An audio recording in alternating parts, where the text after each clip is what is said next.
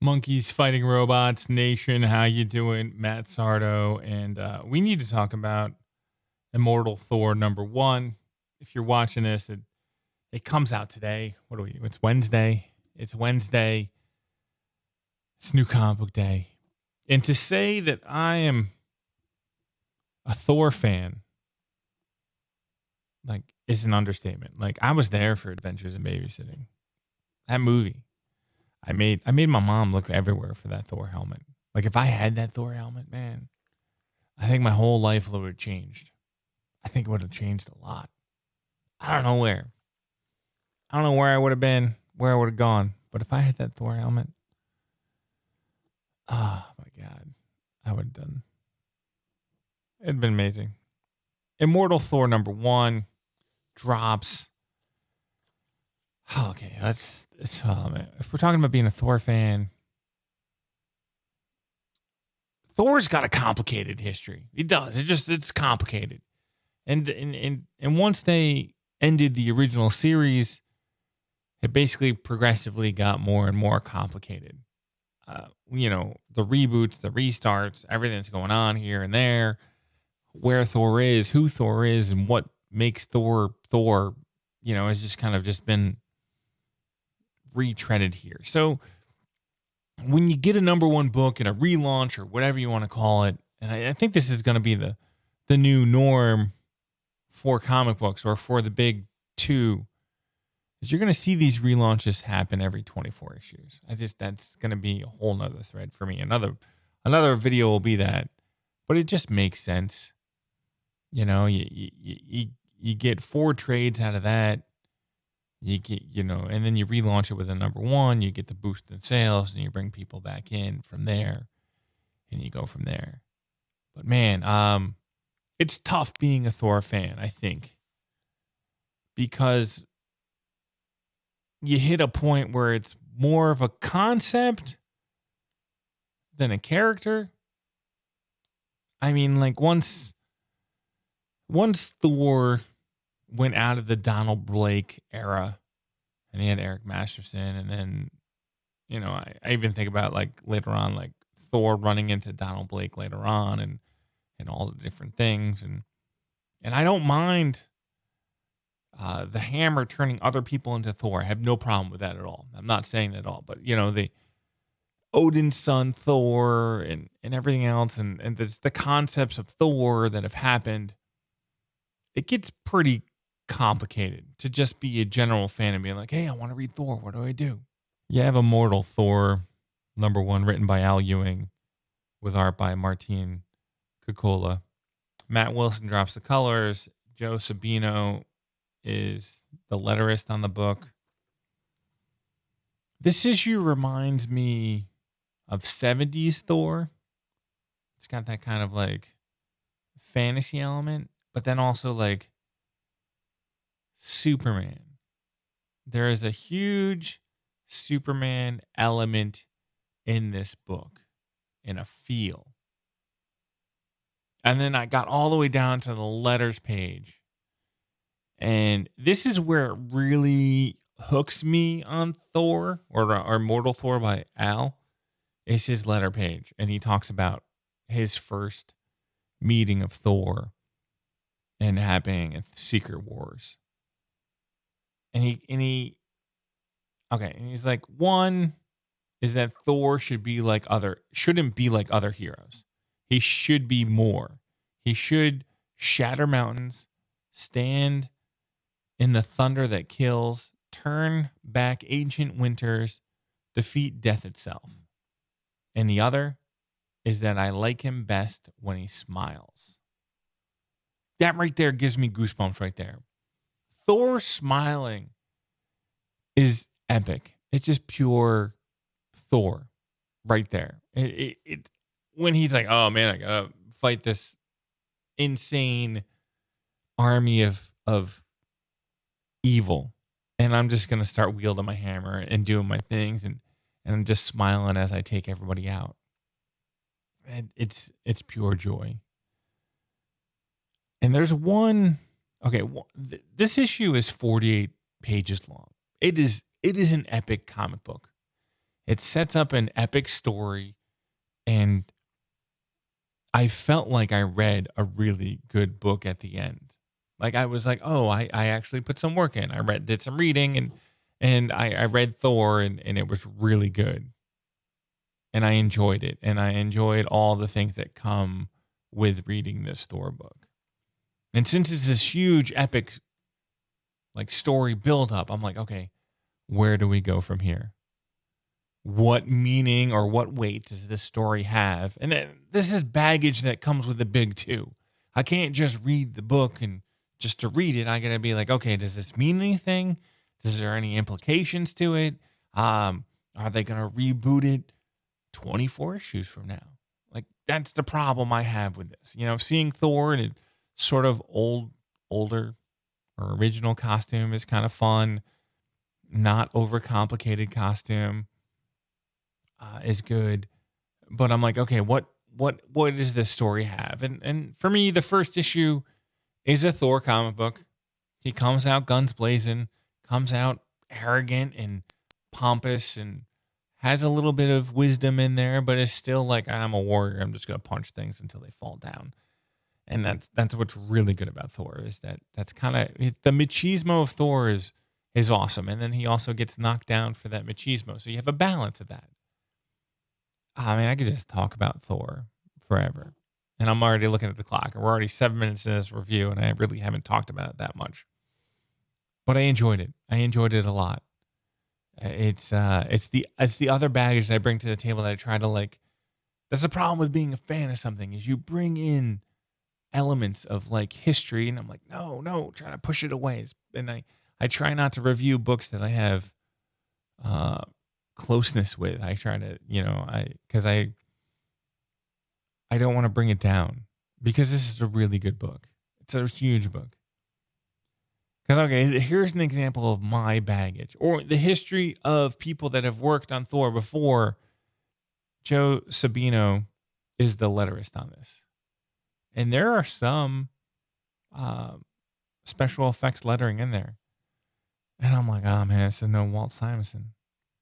So I wanted I don't want to call Joe out, but I want to point to him and be like, hey, Joe, no holds barred. Go fucking crazy with your lettering and your special effects. Like, don't hold anything back. When you look at other people that have lettered Thor and they've done special effects for Thor, like, you need to just throw haymakers the whole time. Don't hold back. Go bonkers crazy. You have no special effects budget. Like, just throw the Krakoom at me and hit me in the face with it. Like, hit me in the face with every special effect you have. Every time Thor throws his hammer and hits something, I want to feel it. I want to feel it in my bones. Ah, man. That's what I want to do. Martine's artwork is really good for this. It reminds me of Olivier Coipel's 2001 run on Mighty Thor. And it's a little bit more colored pencil feel to it, which I like. It's not perfect, but it feels like somebody's drawn this book. It just, I love it. I love it so much. Like I love, the sketching and the it's just, I'm scrolling through it right now. And I'm like, oh man, it's so good. There's one epic moment in this book where I'm like, oh shit. Like there's definitely an oh shit moment in this. And I'm like, okay, what does this mean for the rest of the series? That's my thing is like, okay. And what comics do really well is they have comics are really good at the buildup. The buildup is just amazing. Like, oh my God, this is the buildup. But like the payoff is where like you make your money in comic books. Like you gotta just come out and just destroy people. And I'm hoping that Al can do that with this book.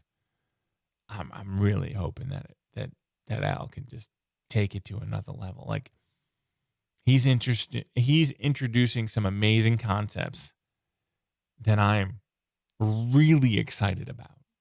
I'm really excited So there's been an oh shit moment, and there's been a few other goosey moments in there where I'm like, oh my God.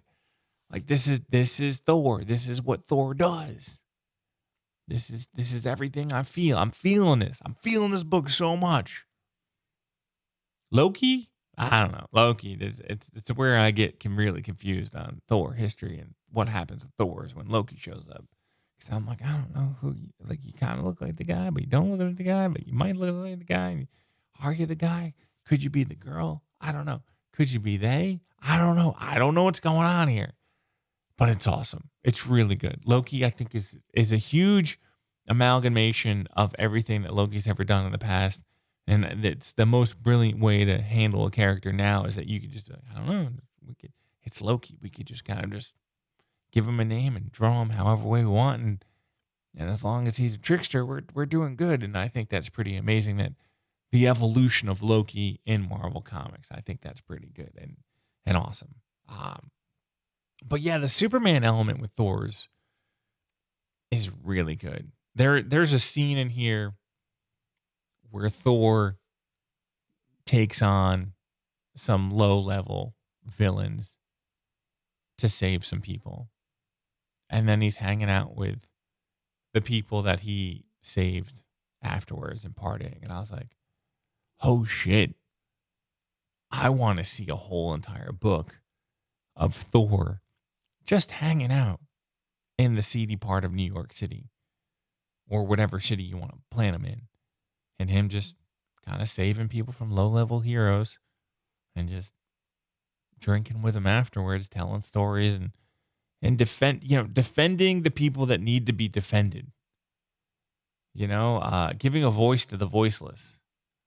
I mean, the journalism background in me is like, oh my God, this is brilliant. It gets me really jazzed about what you can do with a hero. And I don't think you've ever seen that from Thor, where he's just like, it's what you know in your head that Thor would do, but you've never seen it on a page. And I was just like, oh man, I saw that one panel and I was like, I just want more of that. I want Thor. He doesn't need to have his whole suit. He honestly doesn't need to have his hammer. And he's just hanging out in the city, giving a voice to the voiceless. Like give me 10 issues of that. And I would eat that up. I would eat that up so much. Hanging out, just dealing with Wilson Fisk and the shit that he's doing to a slum in New York City. Like, I would eat that up so much. So Al, if you're listening, hear me out. Let me see that stuff. But yeah, man, I can wax poetically about Thor all day long. I think this is a must buy. This is definitely a must buy. Al is setting up something amazing. I think he's setting up something amazing. I think he's something different. And then that's kind of the thing now is kind of like, okay, how do you relaunch a character and then expand the universe, but keep it together and all this other stuff? Like, I think Al's working on something really good. And I think Martine's got the artwork to hang with it. I want to see Joe next level as lettering. Come on, Joe, if you're listening, man. I'm not calling you out. I'm just telling you to swing harder. You just hit a 321 foot home run. Let's go hit a 400-foot home run. And then let's work on go hitting 450 and just drop bombs. Just drop bombs. That would be amazing. Oh, man. Thor is such a cool character. And I've never had a letters page really jazz me up as much as the letter page has in this issue. And I'm scrolling through the book right now, just looking at the different pages. And Thor flying through the air. I can't wait to get this book at the comic book shop today, because this review is going to drop at 9 a.m. and I'm recording it the night before. But I can't wait to pick this up and flip through the pages and see Thor flying through the air and everything 70s cool about Thor is in this book. There's a lot of elements from different Thor eras here, but I feel like it's the 70s is what Al is going for. And that Superman element is just, when you knock that out of the park and you got Thor, like, just owning it, people. Like, it's so good. It's so good. So pick up Thor, pick up Immortal Thor. Let me know what you think of it. Comment below, give this video a like or subscribe or whatever you guys do. You guys make this happen. I think we just hit 2,300 subscribers. That's pretty awesome. We got to make the march to 3,000. Kind of grow this channel a little bit more so that we can do deeper dives and everything like that. But man, I enjoyed Thor, and I'm glad we got a number one. I'm glad we got a relaunch. I'm glad I got to talk about Thor with you guys, and I hope you kind of channel that back with me when you read the book. But yeah, go buy the book. Enjoy your new comic book day. I'll talk to you soon.